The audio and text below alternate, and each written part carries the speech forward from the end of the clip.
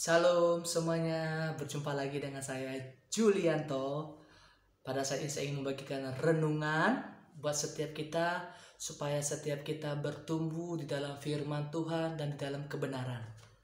Dan saya yakin percaya setiap kita punya kabar yang luar biasa. Kenapa? Karena setiap kita dalam perlindungan Tuhan. Dan terlebih penting, kita yakin dan percaya Tuhan selalu menyertai kita. Tetapi Bapak Ibu, tetap kita ikuti aturan pemerintah untuk menjaga kesehatan dan mengikuti protokol kesehatan dimanapun kita berada. Karena kita tahu setiap kita adalah anak-anak Tuhan dan belajar untuk taat kepada aturan pemerintah. Dan kita juga akan belajar taat akan firman Tuhan. Dan pada saat ini saya ingin membagikan renungan dengan judul Pikulah Kuk. Nah, kita akan belajar sama-sama, kita baca Alkitab kita dalam Matius 11 ayat ke-28 sampai yang ke-30. Saya akan bacakan ayat 28. Marilah kepadaku semua yang letih lesu dan berbeban berat, aku akan memberi kelegaan kepadamu. 29. Pikulah kuk yang kupasang dan belajarlah padaku, karena aku lemah lembut dan rendah hati, dan jiwamu akan mendapat ketenangan. 30. Sebab kuk yang kupasang itu enak dan bebanku pun ringan. Nah, kita perhatikan di ayat 28, teman-teman. Dikatakan, marilah kepadaku semua yang letih lesu dan berbeban berat, aku akan memberikan kepadamu kelegaan. Wow, luar biasa teman-teman.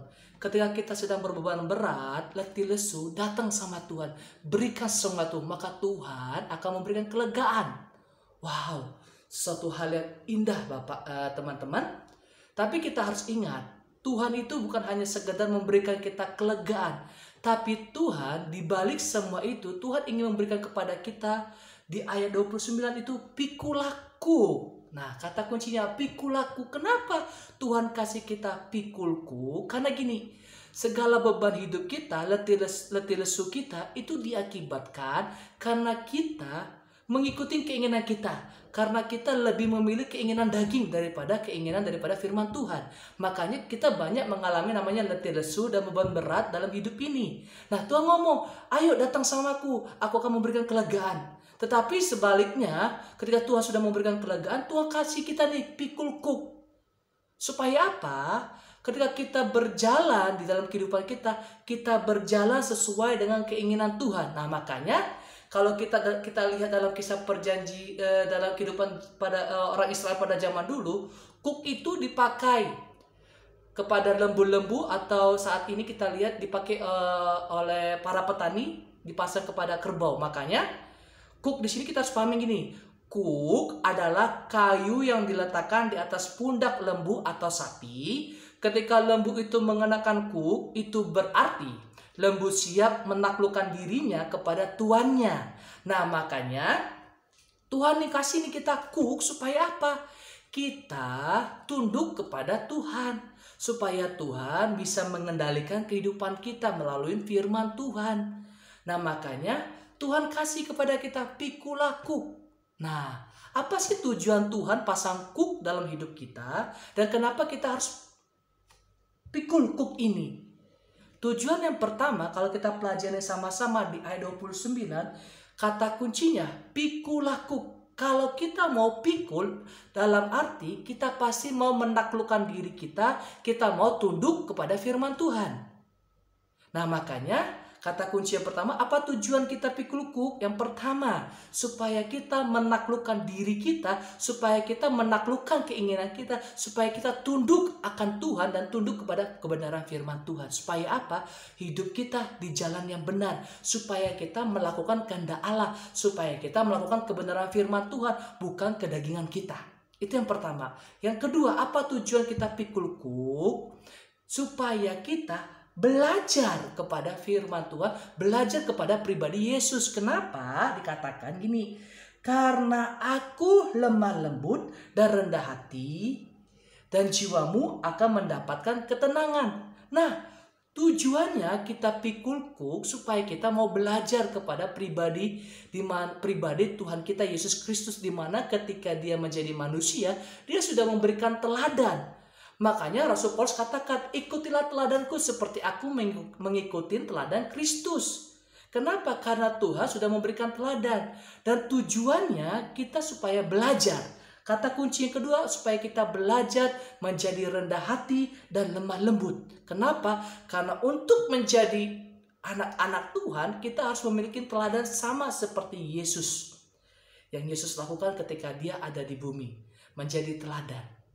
Dan tujuan yang ketiga, kenapa kita harus pikul kuk teman-teman? Supaya kita mendapatkan jiwa yang tenang.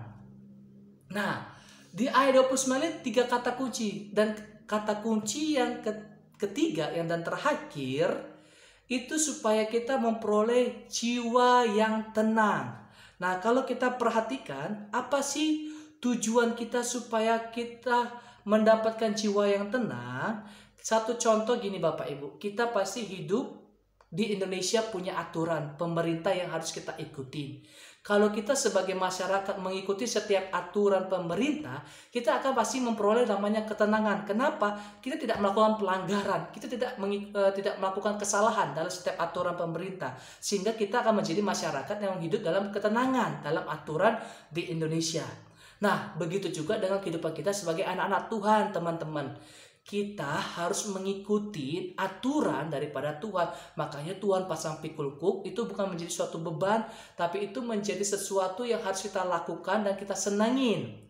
Supaya apa? Kehidupan kita mengikuti aturan daripada firman Tuhan di dalam kebenaran firman Tuhan. Supaya apa? Kita memperoleh ketenangan. Nah, makanya kalau kita perhatikan di dalam Yesaya 32 ayat 17, firman Tuhan katakan gini, di mana ada kebenaran, di situ akan tumbuh damai sejahtera. Dan makanya kita pikul kuk, kita mendapatkan supaya kita memperoleh jiwa yang tenang. Kenapa? Karena di dalam kebenaran, aturan kebenaran itu, kita akan memperoleh namanya damai sejahtera. Terus dikatakan gini, ayat 17 dalam Yesaya 32 ayat 17 dikatakan gini, dan di mana ada kebenaran, di situ akan tumbuh damai sejahtera. Dan akibat kebenaran ialah ketenangan dan ketentraman untuk selama-lamanya. Dan makanya ketika kita hidup di dalam kebenaran, kita akan memperoleh namanya ketenangan dan ketentraman. Nah, makanya 3 tujuan kita pikul kuk, teman-teman, supaya apa? Yang pertama tadi apa? Supaya kita bisa menaklukkan diri kita di hadapan Tuhan dan mengikuti kehendak Tuhan di dalam firman Tuhan. Yang kedua, supaya kita belajar kepada Yesus Kristus sebagai satu teladan. Supaya kita memiliki hati yang lemah lembut, supaya kita juga memperoleh namanya jiwa yang tenang. Dan yang ketiga, kenapa yang ketiga? Supaya kita memperoleh jiwa yang tenang. Karena ketika kita hidup dalam kebenaran, kita akan memperoleh namanya ketenangan. Dan makanya hari ini kita belajar sama-sama bahwa pikul kuk ini itu enak dan ringan. Kenapa? Di ayat 30 dikatakan, sebab kuk yang kupasang itu enak dan bebanku pun ringan. Dan sesuatu dimana ketika kita mencintai suatu hal, pasti menjadi hal yang ringan Bapak Ibu. Satu contoh, seorang anggota TNI ketika dia mengikuti pelatihan, dia menggunakan ransel yang berat Bapak Ibu. Bebannya itu berat. Tetapi ketika dia mencintai profesinya sebagai seorang anggota TNI, seberat apapun ransel itu, dia akan mengatakan itu beban yang ringan. Kenapa? Karena dia cinta akan profesinya. Sama halnya kita cinta Tuhan Yesus, kita cinta kebenaran firman Tuhan. Sehingga ketika Tuhan kita kasih pikul kuk, kita akan pikul dengan rasa yang enak dan ringan. Kenapa? Karena tujuan daripada pikul kuk itu membawa kita di dalam kebenaran firman Tuhan. Dan di dalam kebenaran itu ada ketenangan. Dan makanya saat hari ini Bapak Ibu, kita harus renungkan bersama-sama, pikul kuk itu enak dan ringan. Karena tujuannya membawa kita ke dalam firman Tuhan, kepada kebenaran firman Tuhan, supaya rencana Tuhan yang tergenapi dalam kehidupan kita bukan rencana kita pribadi, bukan kedagingan kita, tapi biarlah segala sesuatu yang terjadi dalam kehidupan kita sesuai dengan firman Tuhan, sesuai dengan kehendak Tuhan. Demikian Bapak Ibu renungan yang saya bisa bagikan. Biarlah renungan ini bisa memberkati setiap kita. Tuhan Yesus memberkati.